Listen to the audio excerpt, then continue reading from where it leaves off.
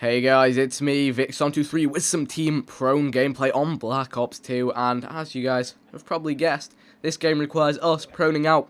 For the entire game, we gave ourselves a little bit of a sprint and a dolphin dive at the start, just so we wouldn't be proning for absolutely forever. I fast-forwarded some sections where I'm just walking along really slowly, so you guys just get to see most of the action. So that is the gameplay, and it did actually surprisingly require a lot of teamwork. I was going to live commentate this game, but I forgot to record my own voice, which was a bit of a fail. But you guys should be able to see what's going on the way, even if you look at the mini-map at the moment, we've got everyone pointing in different directions, just covering different sections of the map. We've really got to watch each other's backs while doing this gameplay, because it takes ages to spin around when you're prone. Like, look at this, look how long it took me to turn around and throw that C4.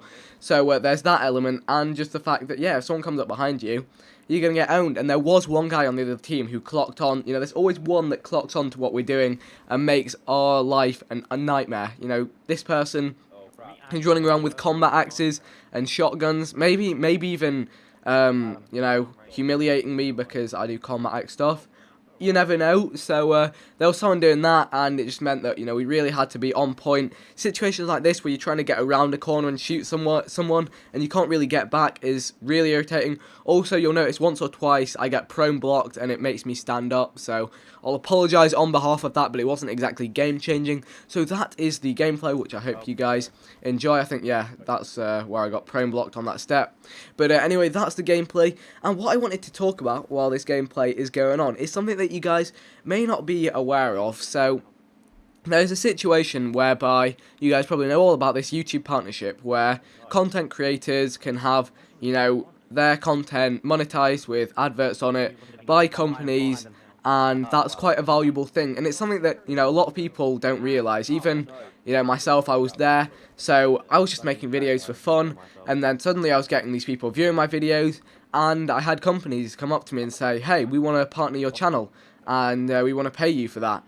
And at first I'm like, oh my god, really? You would do that? Because I'm just doing something for fun, and now someone's offering to pay me for it. I never realised it had any value, so I went along with that straight away and said yes, and without even realising, what the true value of this space was. And that's one thing that is a strange situation that we're finding ourselves in with this age of new media and YouTube as it is that people like myself, who really didn't have a clue about how any of this media ad space stuff worked, are getting companies approaching them and trying to put adverts on their videos so the companies can make profit. Yet we're in a situation where we don't even know, what any of this is worth, what all of the legal parts of these contracts mean. I mean, there are networks now, left, right and centre, handing out contracts here, there, and, often they're worded in a way that legally is really difficult to understand for someone without any legal background, or just someone who's, very young, like myself. So there's all of these contracts which are hard to understand, and you're not exactly going to get, a 15, 16, 17-year-old going out to a lawyer and saying, here, can you look through this contract and just make sure there's nothing in here that's going to mess me up. And there have been all sorts of stuff that's been done in contracts, contracts tying people down for lifetime, for 7 years, 8 years, claiming people's intellectual property, the rights for, their social media. All sorts of crazy stuff have been tied into this stuff that I've heard about in the past, and it's kind of a side of YouTube that isn't discussed so much, and I don't want to go into specific details of, but it's something that I thought I would let you guys be aware of. And if you are a content producer yourself and you're at the point where you're thinking, I could get me one of them YouTube partnership things, my number one advice would be just read it through, make sure you understand it. Don't sign anything you don't understand, because although you've got someone offering you money for something, realistically, there could be a lot more value in what you're giving to them than what they're giving to you. And it's not even a point of like, oh, you're not happy with the money you're getting given, like, so ungrateful. But it's more like, well, if you are at a point where you're making money from your videos and you're really putting a lot of effort into them, surely you'd want to be, paid fairly for what you get, and, given the opportunities fairly as well as to what kind of you've earned as such.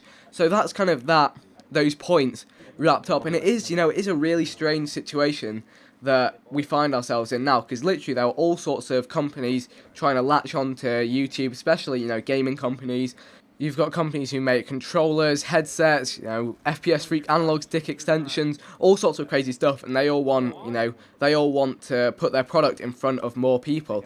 And the amount of times, I've had companies come up to me, here, I'll offer you this, do this, and this. And then I'm like, hold on a second, I don't use your product, I don't like your product. Why would I do that? But you do see, some people who will jump straight onto something like that. And it just leaves the situation in an interesting place where, you've got people who don't really understand what's going on. And it just leads to an interesting environment, especially, in this day and age. Because when I started and when I got my partnership, it was about 2.5 years ago, 3 years ago, there was pretty much, only 1, 2, or 3 networks out there, YouTube networks, that could do that, could partner your gaming channel and start putting adverts on them. Whereas now, loads and loads and loads of people have seen the potential with that. There are all sorts of different networks. I could probably name 10 of them off the top of my head. And, some of them are doing very dodgy stuff. Some of them, are completely transparent and they're great at what they do. But, in the same way, there's a lot of people thinking, we've got a load of teenagers, don't really know what they're doing. They're generating all of these views that we can put adverts on. Let's see if we can get a few of them to sign up to our deal, whatever it may be. And that's kind of the flip side of it. So I thought I would give you guys a very basic insight into it. And I'd love to hear what you guys think about all this kind of stuff too, from a perspective of someone who just sits and watches the video. Do you care about all of this stuff going on in the background? Is it irrelevant? Would you prefer not to see, someone whose videos you watch, would you prefer not to see them, get taken advantage of by the companies? Or is it just, at the end of the day, I want to watch the videos and I'll just keep watching the videos? Let me know in the comment section. This outro will take you to other Random Weapon episodes. Thanks for watching. I'll see you next time.